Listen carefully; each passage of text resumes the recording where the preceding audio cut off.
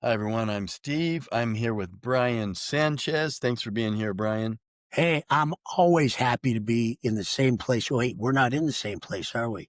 Well, I'm Mm-mm. still happy to be around you, Steve. Wait, I'm not around you, am I? Well, I'm glad I'm talking to you. That makes sense. Everybody understands where I'm coming from, Steve. Yeah. All right. So we're going to talk about now, some people, especially you're getting older, think that lifting weights is eventually going to get your joints and give you joint pain. Now, we talked about it could, but Sure, it could.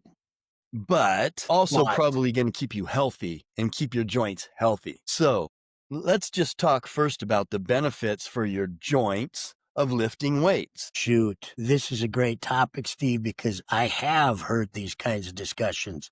People want to explain to me why they don't work out or why they don't lift weights because somewhere along the line, somewhere, somebody told them it's bad for your joints and it's bad for your body. What people don't understand is strength conditioning. That's the total gamut of it. Weightlifting is a component of this. Builds your muscles, strengthens your bones, strengthens your body, creates bone density, helps with the appropriate lifting, helps with your tendons and your ligaments. It all comes together as one. And your body learns how to support all this when you're using strength and conditioning. It's 100% a necessity. Where I think this comes up is when people are watching, like, let's just say these YouTube videos where they'll do like the YouTube fails and they'll show people in the gym. And I've seen stuff like this where they're taking, let's say, a sit up bench with the feet above the head and where you would lock in your feet, and they will invert it, change it, and they will hang off the opposite end and put their knees up and over and start doing, like, let's say crunches or some type of abdominal exercise where their body hangs all the way out. Can that damage your knees? Absolutely. Your Yeah, knees you're can pulling pop them right out of apart. joint. And there's actual videos out there that show that. Or power lifters that might be pushing to certain levels and a joint pulls out or pops out and creates some significant injury. These things can happen, but you got to look at what's going on. First off, when you're improperly using equipment, trying to look cool or recreate something you saw in a video, you're asking to hurt yourself. That's why we have you sign waivers, because we want you to be smart when you're in here. If you're overloading and doing too much, let's just say in weightlifting in general, and you're ego lifting, you're asking for things to go wrong. More importantly, your form and your technique. Just because you see somebody do it doesn't mean you're doing the correct form. You're doing uh, some type of lift similar to it, but are you checking your arm angles? Are you checking your body position? Are you ensuring your core is intact? Are you ensuring your shoulder blades are back? All these little things that need to happen. And an example of that could be, we talked the other day with my boss Sam, one of your employees, about people doing repetition maxes every time they lift. That's not a good idea because you're loading your joints every single time you're in the gym and you're not truly training. You're just trying to pick up the heaviest thing you can find. That can't cause you a problem. Or let's say you're a deadlifter and you're trying to learn how to deadlift and you're putting big arches in your back and you're not wearing a belt and your core has nothing to push off of, which would in turn help with the spinal area, you can be injured. If you're doing a deadlift and the bar is drifting on the other side of your feet and not staying close to your shins, you could be injured. So these are important things to understand. It's not weightlifting necessarily that can cause a problem. It's your form, your ego, your amount of lifting, your appropriate resting. Are you taking breaks from certain programs? Are you changing your exercises? So the proper answer when posed with something like this, Steve, is, can this hurt me? Maybe. If you're a knucklehead, good, proper weightlifting programs will not injure you. And this is where I say, get a coach. Coaches who are properly trained and hold accredited certifications and are tested and have to re-educate themselves to maintain their certifications almost always understand how to start somebody out in the gym and how to ensure that their clients aren't overdoing it with their bodies. They will look at your form, they will look at your technique, they will look at all these things. And then somebody might say, yeah, but I can do that with an app. Can you? You can look at an app and you can see, you can look at the exercises, you can, see how many repetitions. They'll put the exercises together for you, but it doesn't mean you don't have somebody right there with you teaching you your proper breathing techniques, your proper motions, your proper, balances, your stability. You have to have that to be safe in the gym. That's where the coaches come into play. So I've heard this said quite a few times, and I get a little passionate about it. You might see that a little bit, only because in the world of powerlifting, we lift heavy stuff. But why is it that we can all still walk and talk for the most part? Now, those who have got significant injuries did too much. Steve? Yeah. And I think people got to realize when you're lifting weights, the goal is to stress the muscle, but you're also, and to tax it, but you're also doing the same thing to the joints and the ligaments. Yes.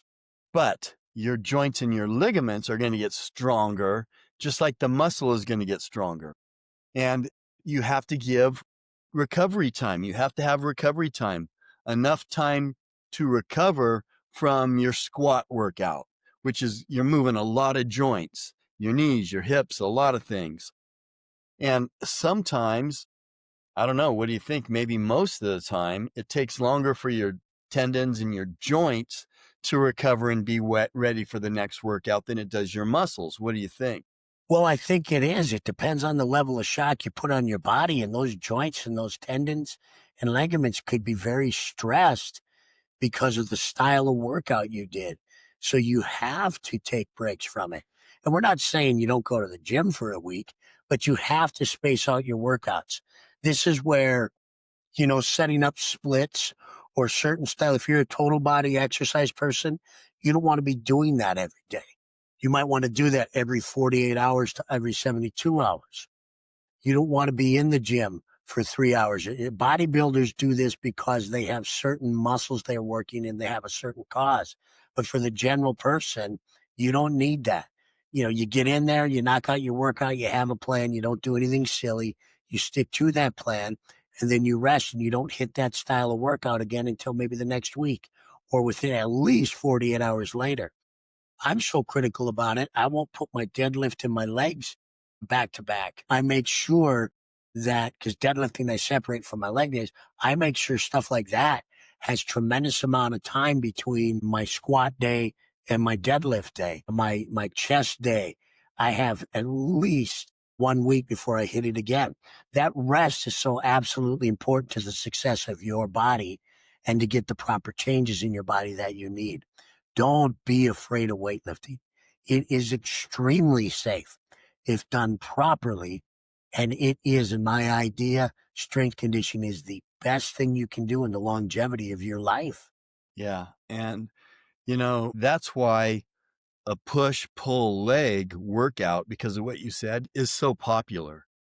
Pushing, you're working all pushing muscles. Legs, you're working your lower body. A pull, you're working pulling muscles. A pull day would be back because you're pulling, and biceps, you're Mm. pulling. Push is chest, you're pushing. Shoulders, you're pushing. Triceps, you're pushing. And so there's no overlap in the muscle groups. That's why that's a popular one. Some people mix it up differently. Of course, there's a lot of ways to do it, but that's why that one's so popular because of what you said. And the amount of weight that you're using. If you're doing 3 repetitions and that's all you can do, in other words, if you're lifting heavy, you're going to put more stress on your whole body. If your technique is right, you're okay. But the heavier the weight, the more stress on your tendons and ligaments and joints, for sure, and your muscles. So if you're doing a lighter weight and you're doing more repetitions, you might not have the stress on the joints like you would on the muscles. So it's good to change it up, don't you think? I think it's really good to change it up. I'll use again myself for an example. I haven't hit my bench press in well over a week and a half. My last chest day was all dumbbell work, not because I'm trying to avoid some kind of injury, because it's a good idea to make sure you make adjustments and change things up. If you stick with the same exercises, you're going to get bored and you're going to lose the intensity. You're going to lose your willingness to make sure everything's done perfect. If you change it up and keep it exciting a little bit, you still hit the same muscle groups. You can always stay focused on your workouts.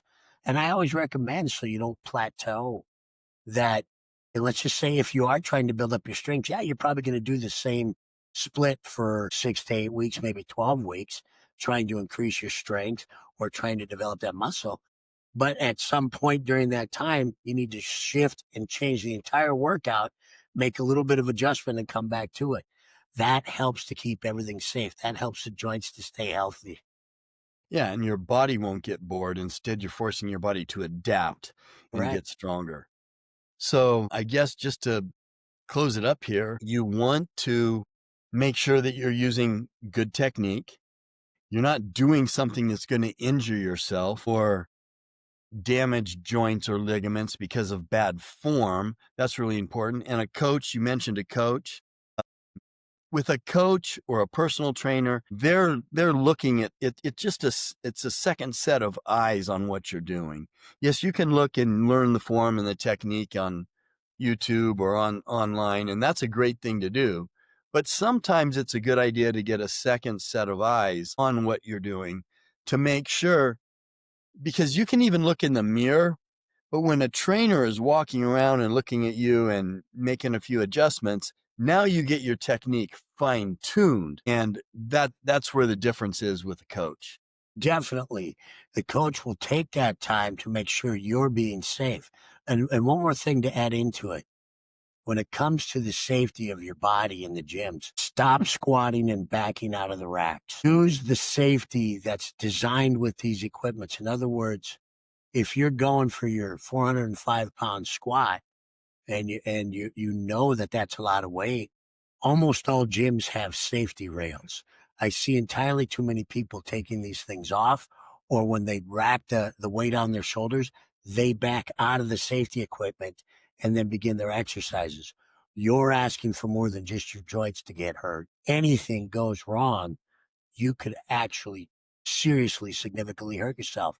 So work within the equipment and use the safety devices on that equipment, and you can save yourself from significant injury.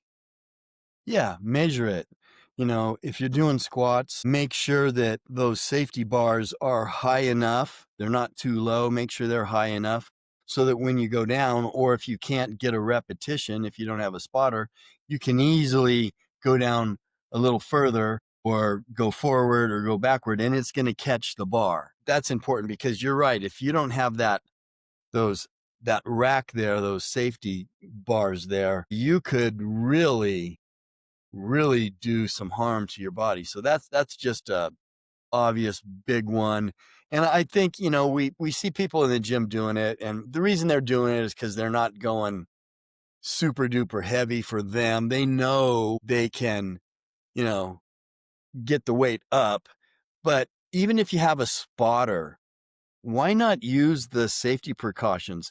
Why not use it? Like I said, even if you have a spotter, because who knows? You can slip, the spotter can slip. Have those safety bars there. Why not? I always instruct my clients, especially the ones that are brand new, and I remind my regulars when using, let's just say, use the squat as a scenario. I actually teach them how to bail out. You have to talk about that with your clients. If your weight gets too far forward because your technique's off, you do not want to try to scoop back up and blow your back out. You lean into that toe or lean forward and put that thing down on the rack when you're in the low position. I saw a gentleman the other day. I was with a client and he was doing some pretty significant weight. He's a power lifter. He's in here all the time. Great person. And he got really deep into his lift and he had to bail out. He was so wise to have those rails there. because all he did was a simple adjustment, let the weight take him, saved his life. He had that much weight on him. They're there for a reason, everybody. And I had a client with me, and she goes, she actually jumped because it hit the rails. It kind of startled her. But I looked at her and I smiled. I said, he did the right thing. He had his safety equipment. He just saved himself. So think about all those things, and you don't have to worry necessarily about hurting your joints or your body in general. Yeah, great points. So Brian's a personal trainer at Parkway Athletic Club in Carson City. If you're near there, go by and say hi. You're gonna have to go early because he's there early in the morning, right? Yeah, I get here about 3:45 in the morning. All right, Brian, we will see you next time. Take care, everybody. Have a good one, Steve.